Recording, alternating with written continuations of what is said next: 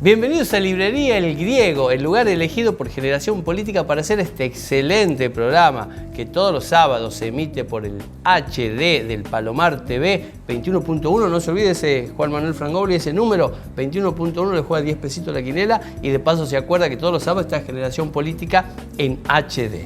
Álvaro Adrián Trejo, si es su verdadero nombre, primero lo saludo. Gracias. Segundo, lo quiero felicitar. Muy bien, yo también lo quiero. Yo también. Bien. Porque mucha gente en esta semana entró a nuestro canal de YouTube, se suscribió, puso la campanita y vio nuestro programa. Porque te cuento, si no lo podés ver en vivo, si en este momento no estás sábado al mediodía conectado al 21.1 de la televisión digital abierta, en un ratito, después de la 1, ya ves este mismo programa en todas nuestras redes sociales y en nuestro canal de YouTube. Acordate de suscribirte, que como dice Borja Michelsen, es gratis.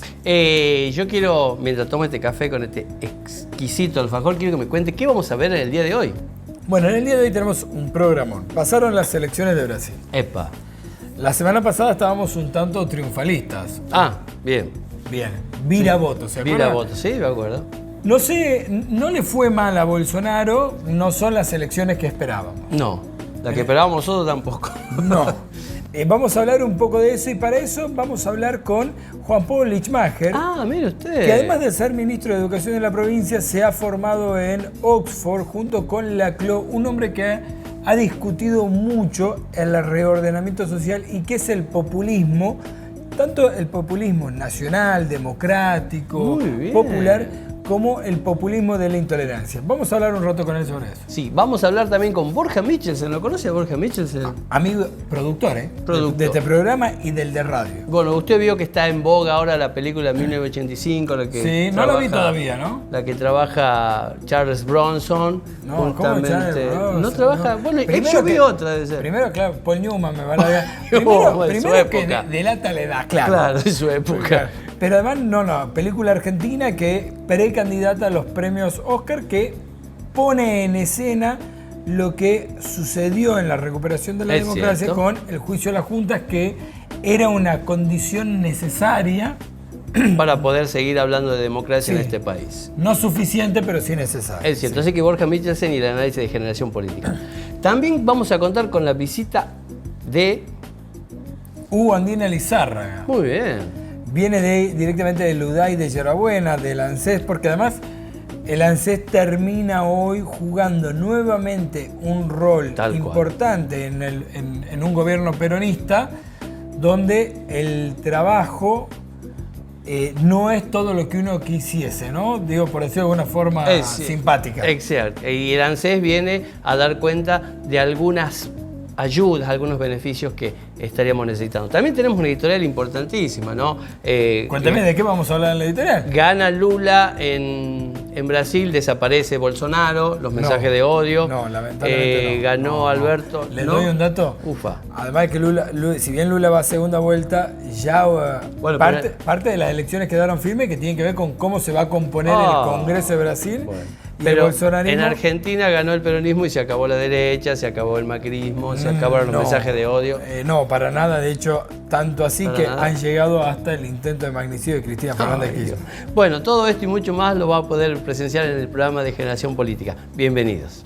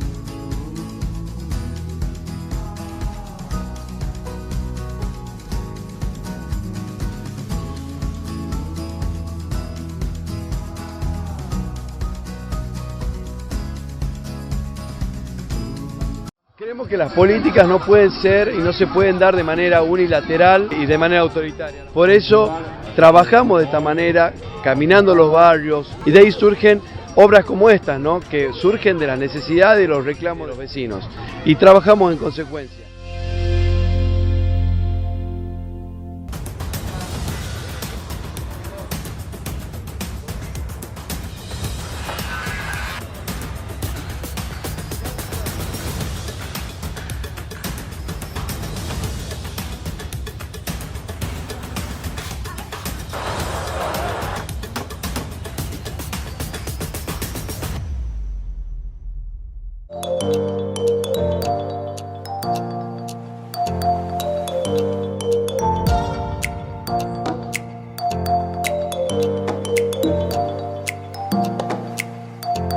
Nadie puede esperar que todo el mundo te quiera. Es muy difícil.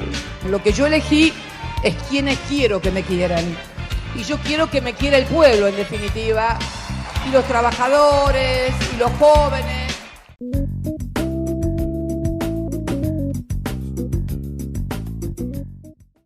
Bienvenidos a Generación Política, a otro bloque de Generación Política acá por el 21.1 del Palomar HD en la televisión digital abierta. Juan Manuel Frangobli, ¿cómo dice que le va? Un placer estar a su siniestra Álvaro Adrián Trejo. Y estoy bien, pero preocupado. ¿Por qué se preocupa? Debo decirlo. Usted se preocupa demasiado. Usted se preocupa demasiado. Sí. Primero que tengo cierto temor a finales de octubre de la elección de Brasil.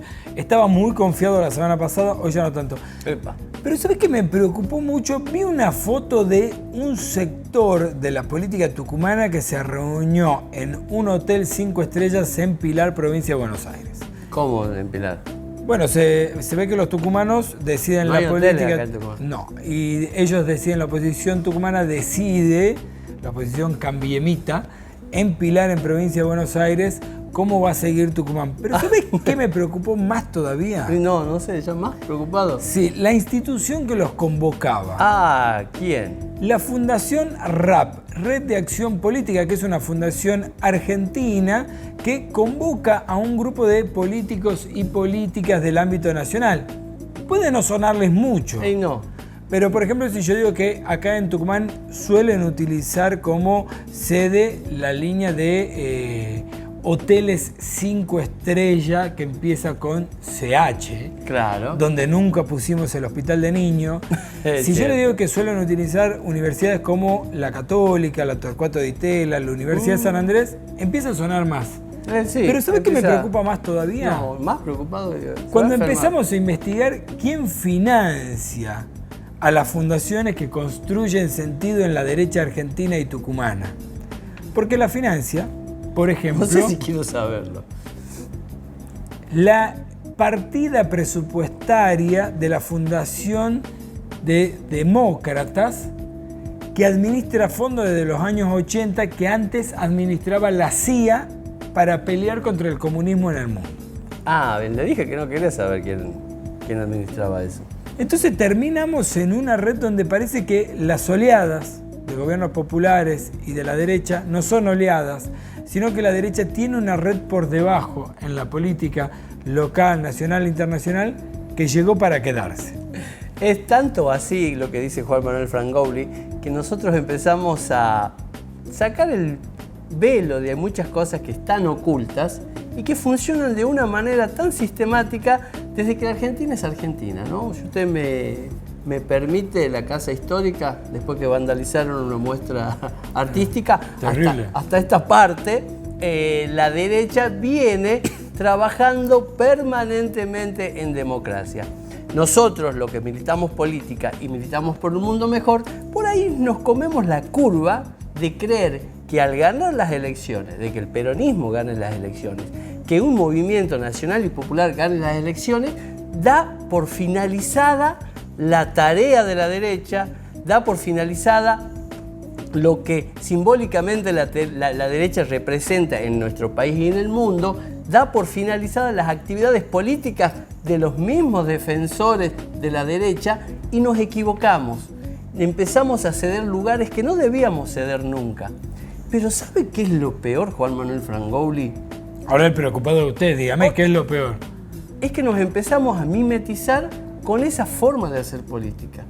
Empezamos a descubrir que no solamente con las elecciones o el cambio de autoridades no destruimos la derecha y todo lo que implica ello, aumento de las tarifas, la precarización laboral, el descuento a los jubilados, todo lo que sabemos que trae aparejado el saqueo que hacen, sino que también nos empezamos a parecer mucho a ellos porque lo naturalizamos desde la política y empezamos a tener acciones que son netamente repudiables en un gobierno en el cual lo democrático y el diálogo tendría que ser lo primordial. Vemos cómo a los hermanos mapuches se los vuelve a seguir reprimiendo y al que detenta el poder económico puede hacer de la Patagonia lo que desea.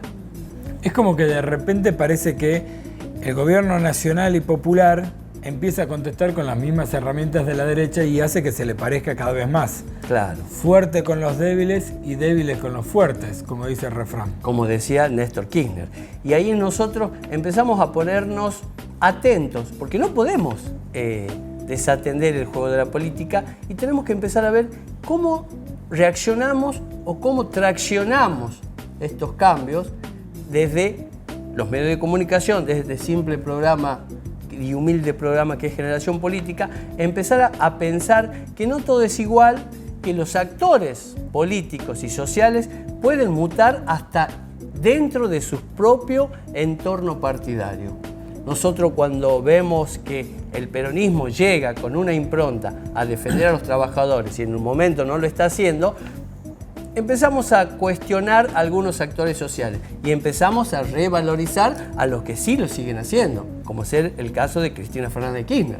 Ahí me parece que hoy el desafío en la política y en el peronismo y en los movimientos nacionales y populares, digo, Lula lo tiene en Brasil, claro. Petros lo tendrá en Colombia, Boric lo tendrá en Chile, Arce lo tendrá en Bolivia y así muchos y muchas otros y otras tendrán que pensarlo. El mismo Estados Unidos, donde el trumpismo todavía pone en jaque las elecciones que vienen. Digo, hay que pensar cómo vamos a contestar a una derecha que juega en democracia, tal cual.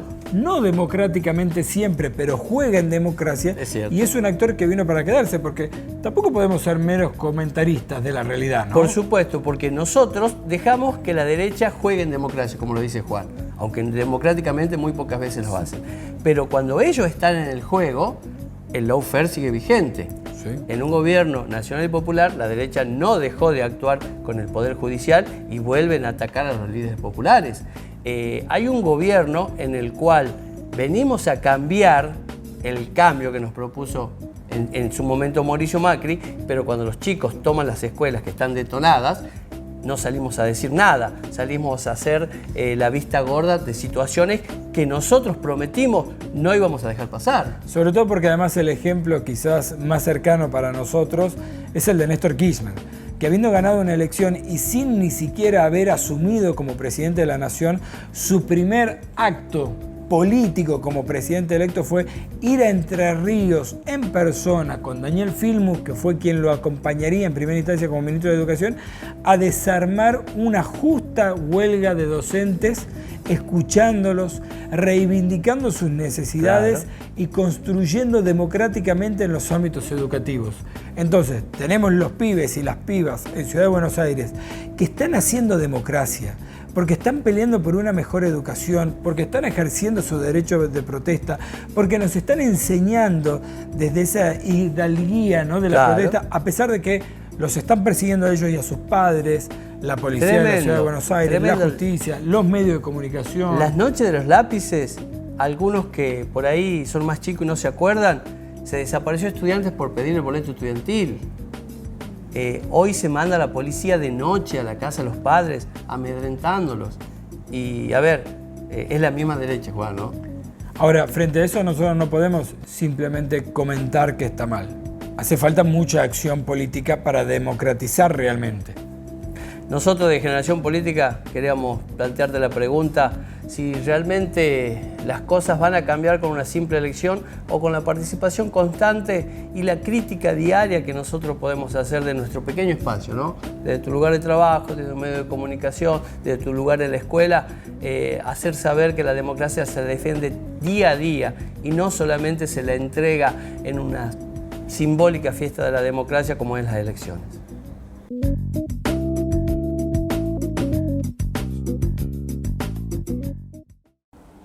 Seguimos en esto que es Generación Política y un amigo personal, un amigo de la casa ha venido a charlar un poco con nosotros, Juan Pablo Lichmacher. ¿Cómo estás? Bien, bien, Juan, muy bien.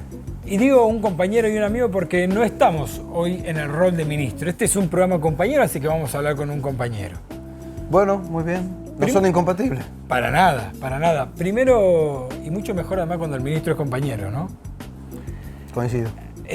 Un poco arrancando por la situación política occidental, no quiero decir mundial en realidad, porque Occidente tiene condimentos propios en su propia tradición judeocristiana, y lo que ha sucedido en Argentina a partir de estos discursos de odio que se han multiplicado y que han llevado a la acción en un intento de magnicidio que significa, si se quiere, un quiebre en nuestra democracia, ¿no? ¿Cuál es tu opinión con respecto a eso y cómo ves la Argentina en este panorama? Bueno, lo primero es que hay un fenómeno que viene creciendo intensamente desde los años 80. Nosotros estamos en este momento justo recordando la fecha de nacimiento de Ernesto Laclau, con quien, bueno, muchos saben, quizás algunos no, he hecho mi maestría, mi doctorado, y ya en los años 80 Ernesto Laclau y Chantal Mouffe planteaban la preocupación por la emergencia, en aquel momento, recordemos, Haider, Berlusconi, sí, de una serie de lo que ellos mencionaban como populismos de derecha, o lo que perfectamente podemos llamar populismos de la intolerancia y discursos de la intolerancia y del odio. Ese fenómeno que empieza a manifestarse con mucha fuerza en la Europa de los años 80 ha crecido dentro de Europa y a la vez se ha expandido a distintos, no desde Europa, ha aparecido en distintos escenarios de la geopolítica mundial, entre los Estados Unidos, sí. Hay derrotas como hay victorias, y es un fenómeno claramente muy complejo. ¿Viene a reemplazar el proceso de los gobiernos militares en cuanto a reposicionamiento de la derecha? En general representan intereses asociados a los mismos intereses que representaban los, digamos, todos aquellos que están en contra de los gobiernos democráticos y populares. Claro. Digamos, entonces, claramente las intervenciones militares, los golpes militares iban en contra de la democracia y de las democracias populares, ¿no? Porque cuando hablamos de democracia popular, no solamente de un modo técnico de administración de las diferencias, que es solo una elección y solo políticas públicas. Es una parte central, pero la democracia es una promesa de un mundo más justo, de un mundo más noble, de un mundo más equitativo también. Ahí creo que es... Te quiero meter una pregunta. En esto que se conoce, si se quiere, como el populismo de la intolerancia, se presenta con algunos condimentos nuevos, sobre todo porque la tecnología está performativamente reorganizando desde la antropología hasta la sociología. Hay una nueva dinámica social. Los gobiernos populares parecían que venían para quedarse y están como en una oleada que va y viene, ¿no? Y Bolsonaro, el bolsonarismo, el trumpismo, el macrismo en la Argentina parecen esos fenómenos que han llegado para quedarse. Bueno, hay un hecho que es indiscutible y es que en democracia hay distintos modos, digamos, de establecer las confrontaciones, pero que el modo central es el modo electoral. Y yo creo que cuando uno ve resultados electorales hay que tomar los fenómenos con la seriedad que los caracteriza. Es decir, nosotros no podemos solo desde el voluntarismo hablar de que somos las grandes mayorías. Eso hay que construirlo y transformarlo en los apoyos populares al momento de cuando uno se llega a la decisión, sí, ¿no es cierto? Entonces, creo que sí han llegado para quedarse, están hace mucho tiempo, no solamente en la Argentina, están hace tiempo, sí, claro, como fenómeno de la democracia. La democracia tiene un debate sobre esto de larga data, porque es decir, bueno, puede haber dentro del sistema democrático partidos cuya plataforma, en algunos aspectos, por su carácter de intolerancia, puede dañar o lesionar derechos democráticos. Ahora, pero Pero no podés dejarlo Claro. fuera del juego democrático. ¿Se Pero entiende? ellos sí te buscan dejar fuera del juego democrático, porque la democracia no se puede resumir en un acto, en el acto de la elección. La elección es un estadio de la democracia. Coincido, eso es lo que decía recién, es más que la elección. Pero creo que este es el debate que se da en la Europa en los 80. Es decir, ¿qué se hace cuando en aquel momento teníamos partidos neofascistas? Que el debate era si se les permitía o no ir a elección. Bueno, finalmente fueron a elección y en muchos de los casos eso terminó siendo mucho más positivo, porque lo que teníamos en instancias anteriores es que eso, cultivado por fuera del sistema democrático, lo puede amenazar de una manera aún mucho más grave. También para eso los gobiernos democráticos y populares deben serlo. Y deben profundizar la democracia. Deben serlo, porque si no, el descontento es inseparable. Inseparable. La emergencia, el crecimiento de la intolerancia y el odio respecto del nivel de insatisfacción. Totalmente.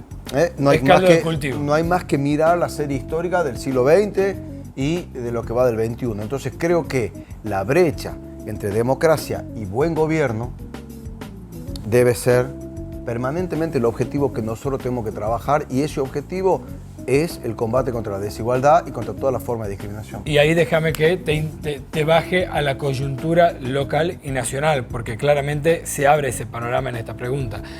Estamos en un momento donde los indicadores argentinos, macro y microeconómicos, hablan de mucha postergación. De hecho, ha crecido la indigencia, ha bajado un poco la pobreza, ha aumentado el empleo, pero hay cada vez más trabajadores y trabajadoras pobres. ¿Cómo te imaginas en este escenario la contienda electoral que se viene? Bueno, primero creo que en este momento lo fundamental es profundizar las políticas con las que hemos llegado al gobierno. Y esas son las políticas de redistribución, de un país más federal, las políticas de naturalmente atender una coyuntura que es económica, es social, también cultural, Sí.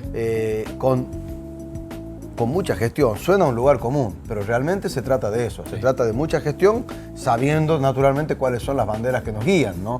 Nunca perdiéndolo de vista. Creo que eso hacia...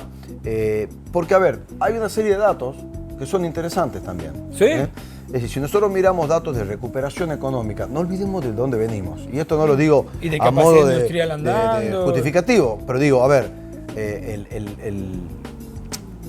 hoy nosotros tenemos salud, y hay que poner las cosas en su contexto.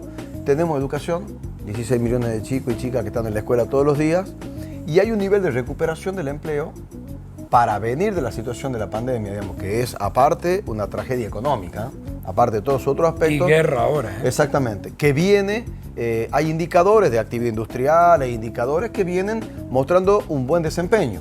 Ahora, tenemos allí un factor determinante que es el factor inflacionario. Entonces, atacar eso, naturalmente para eso hay, digamos, gente que sabe mucho más que yo y que tendrá los mecanismos para poder atacar el fenómeno inflacionario, pero creo que de ahí, por la senda por la que nosotros sabemos caminar, con creatividad y demás, profundizar las políticas de educación, salud, trabajo, distribución, federalismo, eso me parece que la gran mayoría de los argentinos y argentinas es lo que demanda, lo que quiere. Y del otro lado, porque también un poco la política va con el juego de los opuestos, del otro lado también hay claramente un posicionamiento no democrático, si se quiere, manifestado por Patricia Bullrich, Mauricio Macri, Milei cuando estuvo acá en Tucumán, lo dejó muy claro, o el mismo Horacio Rodríguez Larreta, que la jugaba de paloma, pero frente a una protesta en el marco de la democracia de los pibes y las pibas y les pibes de la Ciudad de Buenos Aires, los persigue. ¿No? Yo vuelvo sobre el hecho de la centralidad que la tolerancia, el respeto tiene por el Estado de Derecho, por las normas democráticas, por los derechos constitucionales, y que eso debe ser lo que nos tiene que guiar permanentemente. O sea, ahí no hay punto de negociación. Vos hablabas recién, digamos, de llamémosle el acuerdo o el pacto democrático, que se resume en dos palabras, nunca más. O sea, esto es lo que la Argentina de 1983-84 pone como el pilar sobre el cual edificar lo que ya van a ser digamos, 4 décadas de democracia, ¿no es democracia. cierto? Prontamente. Entonces, me parece que allí hay una serie de consensos profundos que se deben respetar en absolutamente cualquier circunstancia, porque a todos nos toca lidiar con circunstancias complejas, pero siempre hay que hacerlo con la Constitución en la mano, por decirlo de algún modo. Aparte lo digo, como sabes, alberdiano, de alma que soy. Bueno, muchísimas gracias Juan Pablo Lichmacher por haber venido. Un gusto para mí. Seguimos en esto que es Generación Política en la televisión digital abierta 21.1.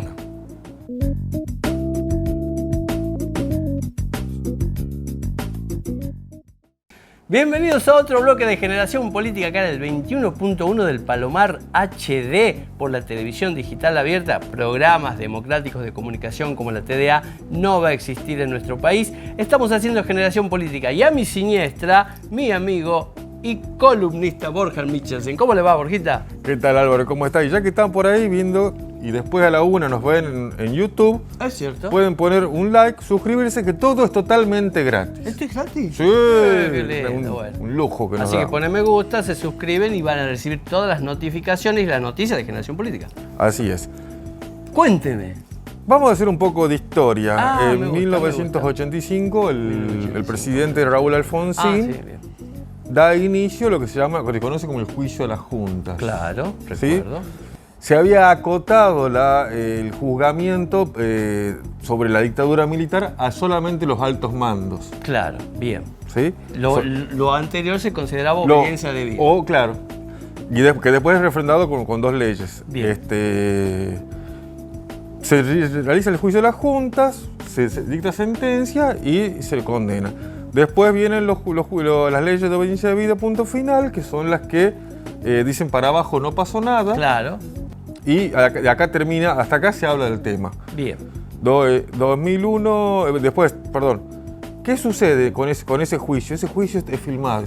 Es cierto, Fue filmado. es cierto.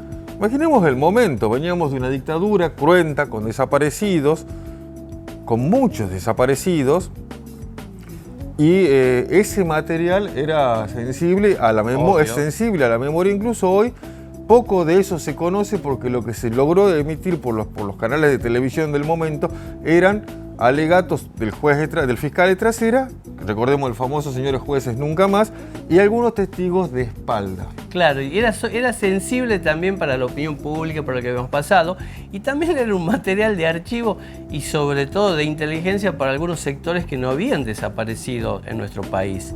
Nosotros no podemos obviar que muchos de los grupos paramilitares y militares que actuaron en la dictadura todavía seguían vigentes en la democracia y no nos olvidemos lo que pasó con Julio López. Claro, por supuesto. Y además, no te acordés los levantamientos cara pintada que terminan en los sucesos de Semana Santa durante el gobierno de Alfonsín. Así que esas afirmaciones eran sensibles por sensibles. muchos motivos. Se organizó una misión secreta a Noruega, a Oslo, al Parlamento de Noruega, para depositar ese material sensible, para entender la complejidad de lo que estamos hablando. Para cuidar ese material está en la bóveda del Parlamento de Oslo. Miles y miles de horas, cientos y cientos de horas de ese material del juicio de la Junta. Después vino el indulto de Carlos Menem. Claro, ¿se acuerda? Y por otros levantamientos carapintadas, pero lo que hizo Carlos Menem ahí fue desfinanciar el ejército, sacando el servicio militar obligatorio, con lo cual ya ahí el poder el poder del partido, lo que se conocía como el partido militar, ya no era tanto. Claro, es cierto. Néstor Kirchner y Cristina Kirchner impulsaron el juicio de la Junta y ahí se revivó otro punto. A ver. Esto de discutir K anti K, Epa. los puso a muchos en discutir los derechos humanos. Tuvimos un presidente que llegó a hablar del curro de los derechos humanos. Ah, sí, se acuerda. ¿Sí? Sabemos que es conocido por tener frases idiotas, pero particularmente esa es particularmente dañina, no idiota, y entre esas cosas. Y muchos están jugando a ese juego dentro de esto que es la grieta. Claro. De esto que es la grieta, de que muchas personas se perciben como: no soy apolítico, pero tampoco soy peronista. Claro, es una... Porque ya han digerido mucho tiempo el discurso de el peronismo es malo, el peronismo y la demonización en base a una letra, la letra K estamos hablando. Claro, yo odio la política y a los peronistas. Los demás no, los veo analíticamente. Ya tenés una postura marcada. Exactamente, y con esos discursos van dando fácilmente otra fase y legitimando a algunas personas que ya vamos viendo que fracaso tras fracaso, que van atravesando durante su vida política. Te doy un ejemplo, una ministra de Trabajo del gobierno de la Rúa que le sacó el 21%, el 13% de su sueldo a jubilados y empleados públicos nacionales, vuelve como ministra fracasada de Seguridad, justificando el tiro por la espalda y que la gente se arme en las casas. ¿Qué quiero decir con esto? Que hay, pasamos momentos muy sensibles, sí, para que sigamos atados a esto de la falsa grieta en la cual creemos que hay buenos y malos, y en la política es mucho más complicada que eso. Tal cual, porque si nosotros nos ponemos a ver lo que pasó con las fuerzas de seguridad y la comunidad mapuche hace poquitos días, no queda resto margen de decir quién está haciendo una cosa, depende de un establishment político, porque lo que resultó en la represión a esta comunidad mapuche, sí, realmente llevar mujeres detenidas de ese lugar hacia Buenos Aires con hijos es inadmisible. Lo único que faltaba es que lo llevaron caminando, como hizo en algún momento en la historia del país como hicieron con los Quilmes. Bueno, a ese punto me tirás un centro para que la cabeza y la meta en el ángulo, porque mira qué curioso. Se trata de terroristas los mapuches que reclaman por sus tierras, y todavía en el caso de Cristina Fernández de Kirchner, que fue un magnicidio, se habla de las bandas de los copitos.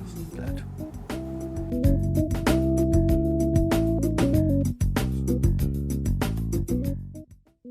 Seguimos en esto que es Generación Política.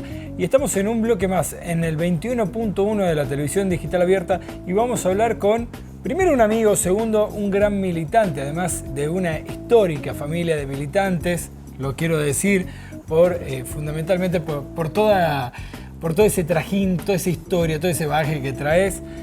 Hugo Andina Lizárraga, estamos hablando con él, además hoy responsable de la UDAI de ANSES de Yerbabuena, ¿no? Así es. ¿Cómo estás, Juan Manuel? Un placer, un gusto tenerte, Hugo. Muchas gracias por invitarme. Primero, lo que discutíamos en producción, que es lo primero que te quiero trasladar, ¿no? El papel y el rol fundamental que empieza a cumplir el ANSES, primero en el gobierno de Néstor y después de Cristina, cuando se entiende la lógica de universalizar la contención y la ayuda para quienes están más postergados. Sí, totalmente. Bueno, fue con esa intención de que de alguna manera se generen las condiciones para que la ciudadanía vaya equiparando esa desigualdad y esa deuda que tenemos hace muchos años con los sectores más vulnerables. Hoy, con plena inserción en un momento de crisis de lo que es tradicionalmente el mundo del trabajo, por ahí con los trabajadores de la economía popular y la economía social, que para el sistema económico formal casi no existen. No, en estos últimos años se ha ido produciendo una inserción muy importante de la economía popular en todos los sectores, y creo que hoy es uno de los pilares más importantes de la economía.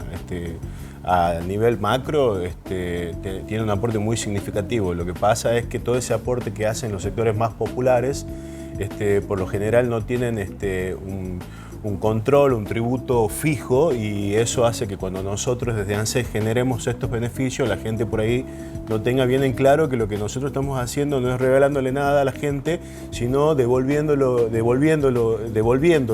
lo que de alguna manera ellos aportan, pero dentro de lo que es la economía popular, la economía informal. Bien, y ahí déjame que ya nos metamos de lleno a un tema mucho más político. Se ha presentado el proyecto de presupuesto 2023 a nivel nacional, estás en un organismo nacional, se han visto los últimos indicadores de crecimiento del empleo, pero caída de poder adquisitiva de los trabajadores, y ahora sale una especie de nuevo IFE hasta fin de año, parte del dólar soja. ¿Cómo ves el rol del ANSES en políticas públicas y políticas sociales para lo que queda en este año de camino a la próxima elección? Bueno, justamente vos lo dijiste, ese dólar que se genera de una industria que no es manejada por muchos, sino por unos pocos, tiene que ser de alguna manera distribuida, y ahí es donde nosotros entramos y hacemos que esa distribución de riqueza que hay en el país se haga de una manera mucho más igualitaria. Este IFE 5 se logra a través de ese aporte del dólar soja, y con eso nosotros podemos generar un nuevo ingreso justamente antes de la fiesta, que es una fecha tan comprometedora para los hogares argentinos, y con eso no creemos que vamos a solucionar nada, pero sí vamos a salvaguardar algunas cosas importantes. Interesante introducir en esta discusión, porque poco se dijo que el llamado dólar soja también contempla dentro de la recaudación un fondo y una partida para esta política que de alguna manera busca igualar socialmente, ¿no? Cosa que por ahí se había dicho bastante poco. No, sí, el dólar soja lo que busca es poder cubrir todas estas emergencias sociales que tenemos hoy, que si bien sabemos que no es una solución, la coyuntura así lo amerita, y creo que lo ha manejado bastante bien el ministro de Economía en ese sentido. Hace unos años, quizás desde la victoria en el 2019 del Frente para la Victoria, que es una coalición mucho más electoral que política, si se me permite la distinción, hubo una discusión en el rol del ANSES y las políticas públicas universales o focalizadas. Esto un poco se refleja en el presupuesto. ¿Cómo ves la dinámica del ANSES para lo que se viene? Y después déjame que te pregunte, ¿qué supones que va a suceder con el ANSES después del 2023? Bueno, el rol que va a tener el ANSES en este fin de año y a fin del año que viene es importantísimo. Nosotros hemos largado una moratoria, que es la moratoria para las mujeres que pueden acogerse en el beneficio de tareas de cuidado del hogar. Y gracias a este nuevo presupuesto, donde nosotros vamos a incluir y vamos a pedir que se incluya una nueva moratoria, vamos a poder abarcar a muchísimo más al sector que está tan vulnerable, que es tan importante para nuestro país, porque no son ni nada más ni nada menos que la madre de los ciudadanos y de los trabajadores que caminan este piso. Y este gobierno está haciendo un reconocimiento importantísimo. Ya se lo hizo en un momento con lo que era la jubilación para ama de casa, que la había alargado Cristina Kirchner en su momento, y el gobierno de Mauricio Macri muy desafortunadamente postergó y la sacó. Bueno, este gobierno volvió a restablecer ese beneficio para las mamás que toda la vida trabajaron criando en su hogar a sus hijos, y desgraciadamente ese trabajo no tiene una remuneración fija, ni tampoco tiene el valor que tiene que tener en realidad en la sociedad, ¿no? Y el reconocimiento que debería tener, porque además por parte del también Estado aporta al producto de la sociedad y genera una riqueza que no se ve quizás. Una mamá es la que decide en qué carnicería va a comprar, si compra en el súper, si no compra en el súper, si compra en el negocio del barrio. Entonces, de alguna manera, son las que mueven la economía popular. Entonces, es importantísimo la decisión que toma una madre en ese sentido. Déjeme que te haga una última pregunta de cara a lo que se viene y en términos electorales, porque hubo mucho ruido, mucho rum rum, sobre todo durante la salida de la pandemia, en si la ANSES era caja de un sector o no del Frente de Todos, cómo se paraba hacia adentro el resto del Frente de Todos, cómo lo vivís vos en Tucumán y cómo es tu relación con el resto del Frente de Todos. ANSES es un organismo para y por los argentinos, digamos, no tiene ninguna distinción de ninguna bandería política, ni mucho menos. Bueno, obviamente, como cualquier órgano administrado por el Estado, el gobierno que en ese momento está de turno pone a sus personas de confianza a conducir ese espacio, que es lo que nos pasó a nosotros.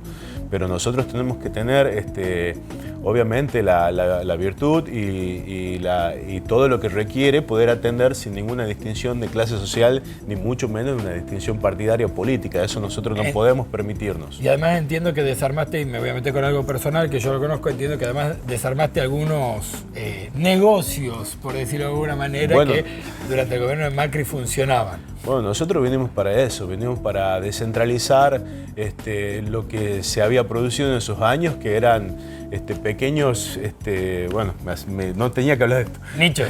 Claro, pequeños negocios que se fueron haciendo en complicidad de los que estaban dirigiendo en ese momento el organismo. Bueno, fue muy desafortunado, gracias a Dios desactivamos todo eso y hoy el organismo está para la gente como corresponde. Y en cuanto a mi relación del Frente de Todos, saliendo del organismo, ya volviendo al otro tema, para zafar. Nosotros dentro del Frente de Todos siempre pregonamos por la unidad. Es importantísimo que en este 2023 estemos todos unidos. Es más importante que nunca y creo que trabajamos para eso todos. Ese es nuestro propósito. Hugo Andina Lizárraga con nosotros. Muchas gracias por haber venido. Por favor, gracias a vos por invitarme. Seguimos en esto que es Generación Política.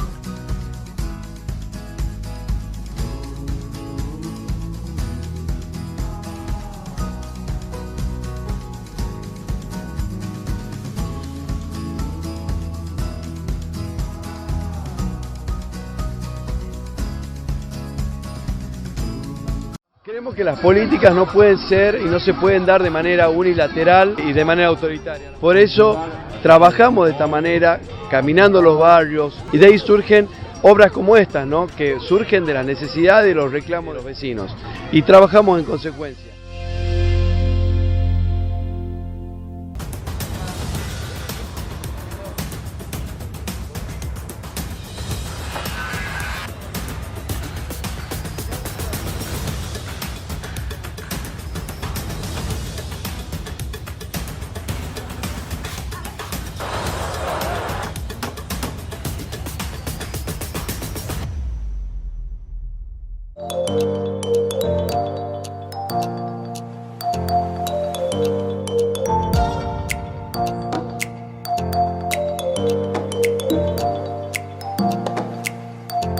Nadie puede esperar que todo el mundo te quiera. Es muy difícil.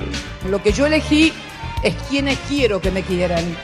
Y yo quiero que me quiera el pueblo, en definitiva, y los trabajadores, y los jóvenes.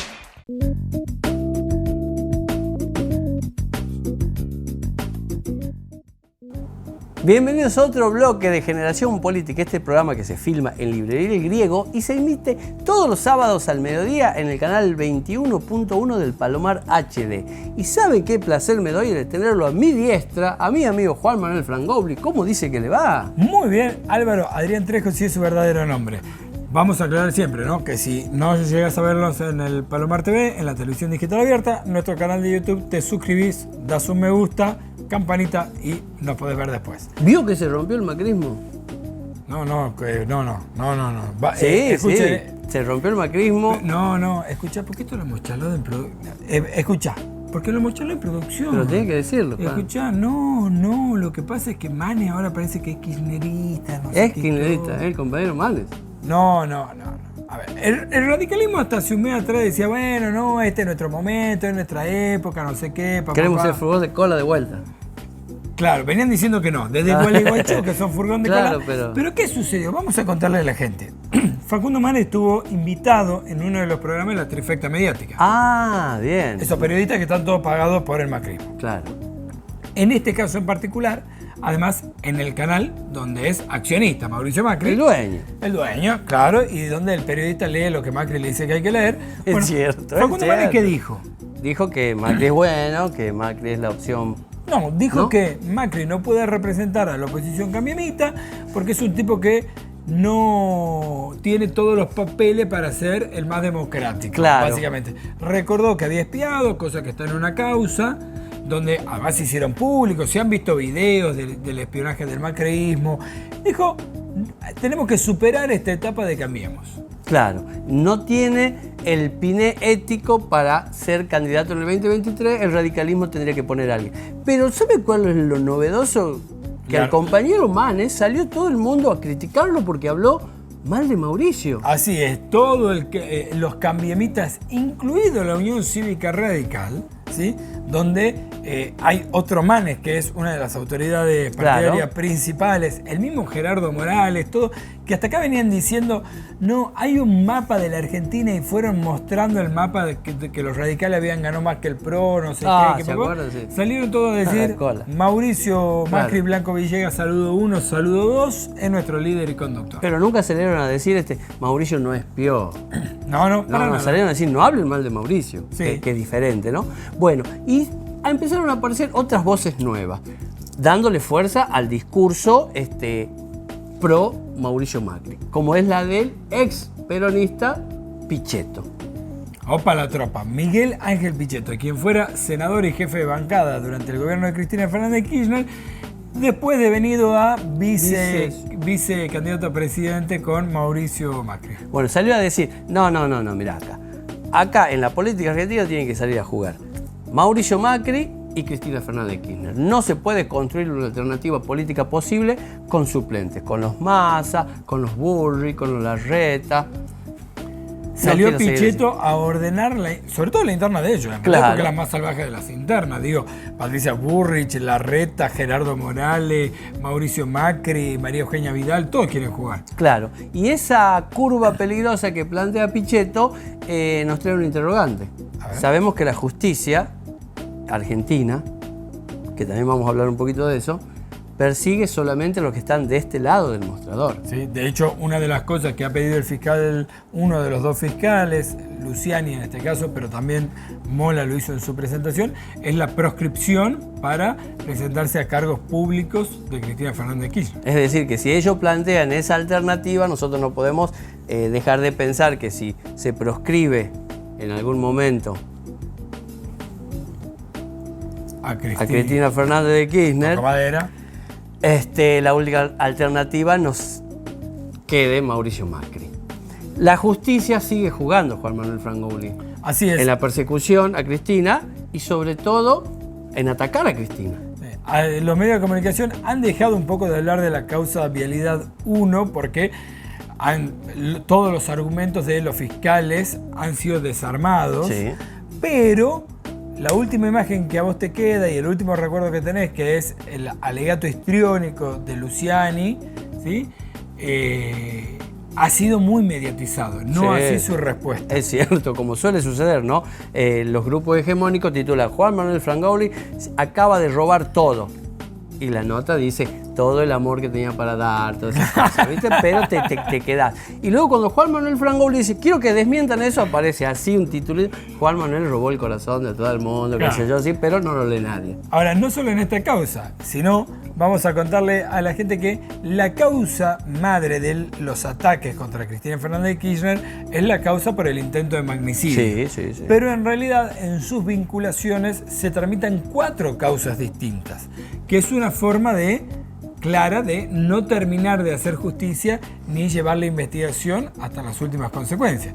Digo, por un lado tramita la causa madre, que es la de Capuchetti, que ha dicho no voy a recibir por conexidad las otras causas, aunque hablan de las mismas personas. Sí, por supuesto. Otra cosa, Cristina sale a decir, mediante un proyecto de ley, hay que modificar la Corte Suprema de Justicia. Así es. 4 personas no pueden decir la vida y obra de nuestro país. Además, en tono con lo que sucede en otras democracias, donde la Corte Suprema de Justicia tiene entre 10, 15 hasta 25, incluso en algunos países llegan a ser 100 miembros porque se van dividiendo por áreas. Claro, y empiezan a decir, 4 personas no pueden saber todo de agricultura, 4 personas no pueden saber todo de tecnología, 4 personas no pueden saber todo de desarrollo social. Es decir, necesitamos una corte más amplia. ¿Qué sale a decir la Corte Suprema de Justicia? El Partido Judicial vuelve a decirle a Cristina, creo que está haciendo una desestabilización del Estado de Derecho.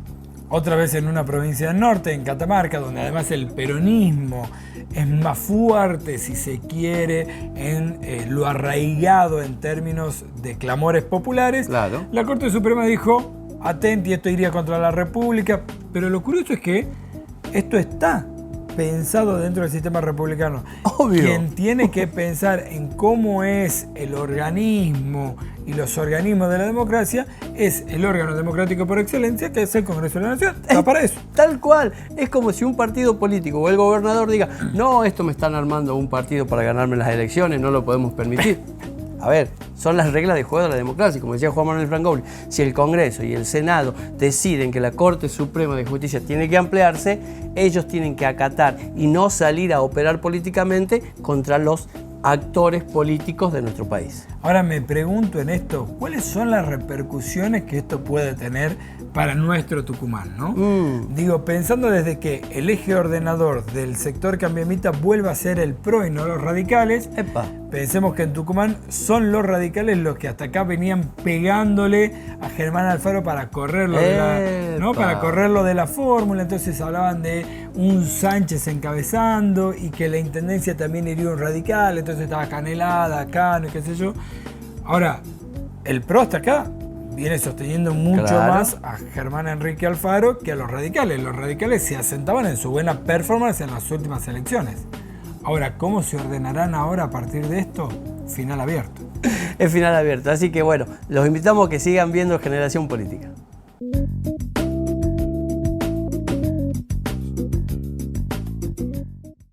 Muchísimas gracias, Juan Manuel Frangoli, por haberme invitado a ese café que estaba riquísimo. Me voy tomando 3 yo, debo decir. Yo le y por haber participado en este programa. No le cuento a la gente no sabe, no tiene que saber. Mientras Generación Política se va grabando y van pasando amigos por el piso del Griego, que es donde grabamos, en la librería del Griego, van y vienen los cafés, va y viene la discusión.